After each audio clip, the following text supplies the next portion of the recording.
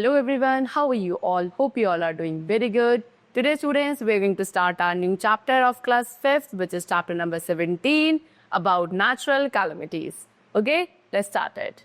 See, forces of nature such as temperature, pressure and magnetic forces keep on changing the conditions of the earth. Many times they cause unusual changes on the surface of earth which led to the loss of human life and property. So some calamities occur due to natural reasons and we have no control over them, and they are called natural calamities. We can reduce the damages caused by natural calamities if we know how to deal with them when they occur.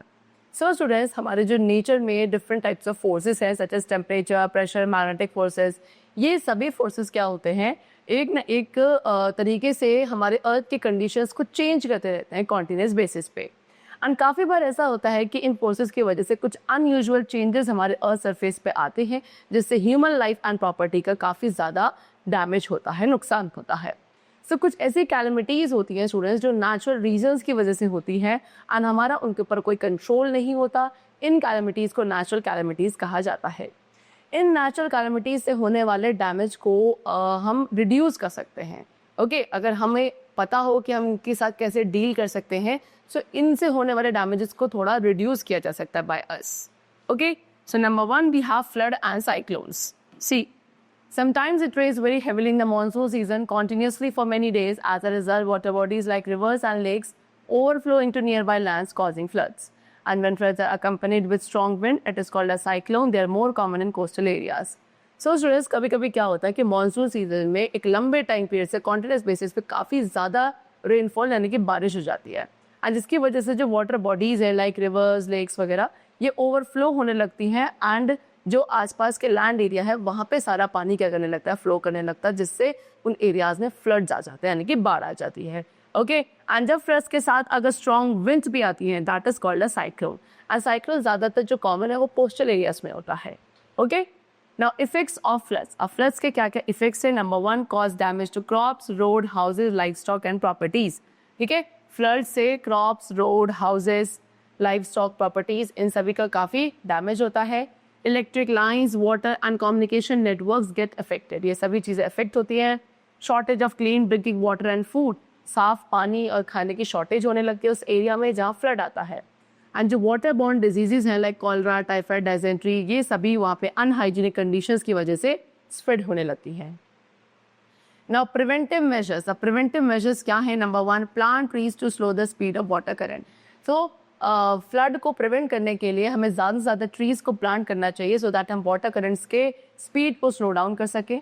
We should build dam we should build किसके across, rivers के across dam बनाने चाहिए so that हम flow of water को check कर सकें. Water logging को control कर सकते हैं अच्छा ड्रेनेज सिस्टम बना के. And shift people to higher places in case of warning by authorities. And अगर अथॉरिटीज़ के थ्रू वार्निंग दी गई है कि इस पर्टिकुलर एरिया में फ्लड्स आ सकते हैं, सो हमें वहाँ के लोगों को क्या थोड़ा हायर प्लेसेस पे, ऊंचाइयों पे शिफ्ट कर देना चाहिए. Okay, so now next natural calamity which we have is drought. See, flood was what, जब पानी ओवरफ्लो होने लगता है to the near by land area. And drought उसकी जस्ट रिवर्स कंडीशन होती है जब बहुत लंबे समय तक किसी एक पर्टिकुलर प्लेस में क्या नहीं होती, बारिश नहीं होती है, तो वहाँ पे एरिया जो है वो सूखा पड़ने लगता है, which is known as drought. Drought is caused when there is a temporary reduction in water below the normal level in area due to extreme shortage of rainfall during the monsoon season. Monsoon season में भी क्या extreme shortage होने लगती है rainfall की जिस area में, वहाँ पे जो वाटर लेवल है वो क्या नॉर्मल लेवल से बहुत ज़्यादा बिलो आ जाता है and there the drought is caused. Now effects of drought. Drought के क्या क्या इफेक्ट्स है? सी, ग्रेन, वेजिटेबल, फ्रूट्स, इन सभी चीज़ों की यानी कि फूड आइटम्स की शॉर्टेज होने लगती है ड्यू टू ड्रॉट.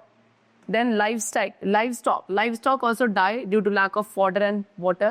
खाना पानी ना होने की वजह से जो लाइव स्टॉक है यानी कि वहाँ के जो जानवर हैं लाइक काउ, गोट, बफलोज वगैरह, ये सब भी क्या होने लगते हैं, they all start dying because fodder यानी कि चारा एंड पानी जो है उनको नहीं मिल पाता.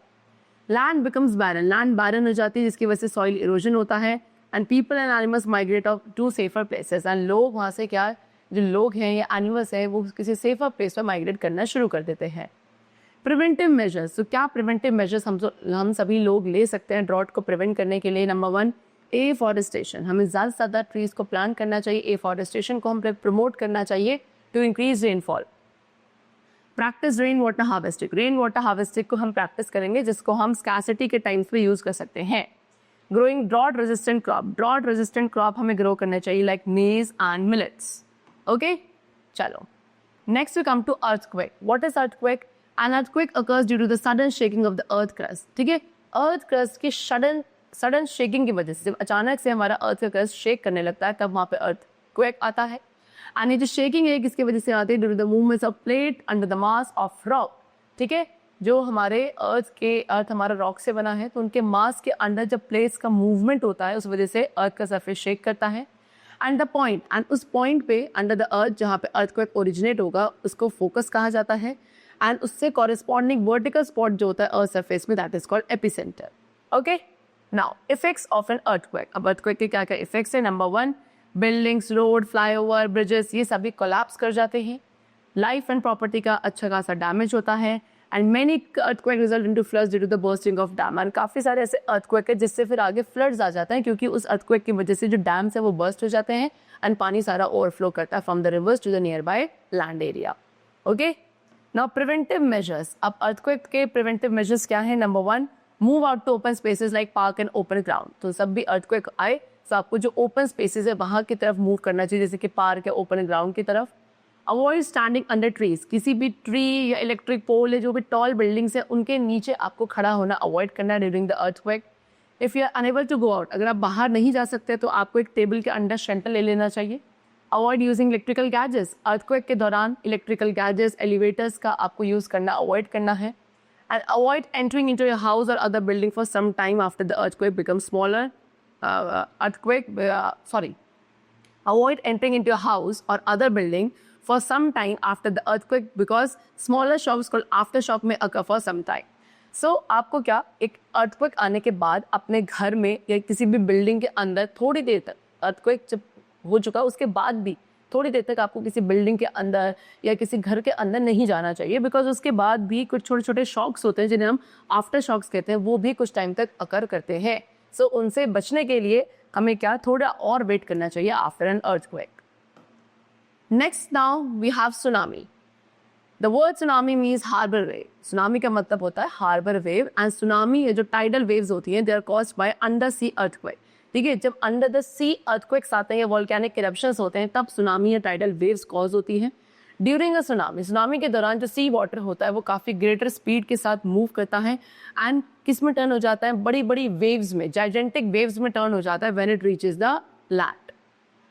Now effects of tsunami. Tsunami के क्या क्या इफेक्ट्स हैं? Number 1, immense loss of life and property. Life and property का काफ़ी ज़्यादा लॉस होता है. Acres of land get flooded by ocean water thus making people homeless. एकड़ ऑफ लैंड होती है या फिर कई बड़े बड़े पार्ट ऑफ लैंड है जो किसकी वजह से, ओशन वाटर की वजह से वहाँ पे फ्लड्स आ जाते हैं एंड लोग क्या हो जाते हैं, होमलेस. सबके घर डूब जाते हैं, तो इसकी वजह से they become homeless. Communication networks, transport lines get affected. ठीक है, कम्युनिकेशन नेटवर्क है, जो ट्रांसपोर्ट लाइंस है, ये सभी अफेक्ट होते हैं due to tsunami. Now what are the preventive measures. ठीक है, so in case of advance warning, अगर बहुत ज़्यादा एडवांस वार्निंग दी जाती है तो आपको क्या, जो नियर द सी कोई सेफ प्लेसेस है वहाँ पे आपको इवैक्यूएट करना चाहिए and move to higher areas. आपको क्या, कोई भी जो हाई एरियाज है, ऐसी जगह जो काफ़ी ऊंचाइयों पे है, वहाँ पे मूव करना चाहिए, जैसे कि रूफ टॉप या ट्री टॉप्स पे. Now next is help rendered people during and after natural calamities. So आपको नेचुरल कैलेमिटीज के दौरान या उसके बाद क्या, रेंडर्ड पीपल को हेल्प करनी चाहिए. कैसे कर सकते हैं? व्हाट इज आवर रोल, हमारा क्या रोल हो सकता है इसमें? Number 1, community provides help to people who are affected by the calamities by donating dry ration, medicine and clothes at government collection centers. So जो कम्युनिटी है, यानी कि आसपास की सभी कम्युनिटी पीपल हैं, वो क्या करते हैं, ऐसे लोगों को जो कि कैलेमिटी की वजह से अफेक्टेड है, उन लोगों की हेल्प करते हैं कुछ ड्राई राशन, मेडिसिन या क्लोथ्स वगैरह डोनेट करके. ओके, इसको गवर्नमेंट कलेक्शन सेंटर्स होते हैं, वहाँ पे पहुँचा दिए जाते हैं सो दैट उन लोगों की हेल्प करी जा सके. Do not cause panic by spreading rumours. Rumours यानी कि अफवाहें नहीं फैलानी चाहिए, उससे क्या और ज़्यादा पैनिक कंडीशंस बन जाती हैं. And encourage people to be brave and positive during hard times. And हमें उन लोगों को जो कि नेचुरल कैलेमिटी से अभी अफेक्टेड है, उन्हें एनकरेज करना चाहिए कि वो ब्रेव रहें एंड पॉजिटिव रहें during this hard time. Now role of NGO. NGO is non government organisation. So non government organisation यानी कि एनजीओ का क्या रोल होता है किसी भी नेचुरल कैलेमिटी के दौरान? तो बहुत सारे चैरिटेबल ऑर्गेनाइजेशंस हैं, NGOs, Red Cross, CRY that is child relief and you, WHO, World Health Organisation, ये सभी ऑर्गेनाइजेशंस क्या अपने अपने लेवल पे वर्क करती हैं to provide food, clothes, medicine etcetera to the affected people. Next is role of the government. अब government का क्या रोल है? To give prior warnings. तो सबसे पहला रोल ये है कि जब भी अगर पॉसिबल हो तो गवर्नमेंट क्या करे, पहले ही वार्निंग्स प्रोवाइड करे थ्रू रेडियो, टीवी एक्सेट्रा उन कैलेमिटीज के बारे में जो कि आ सकती हैं, like flood, tsunami and cyclone.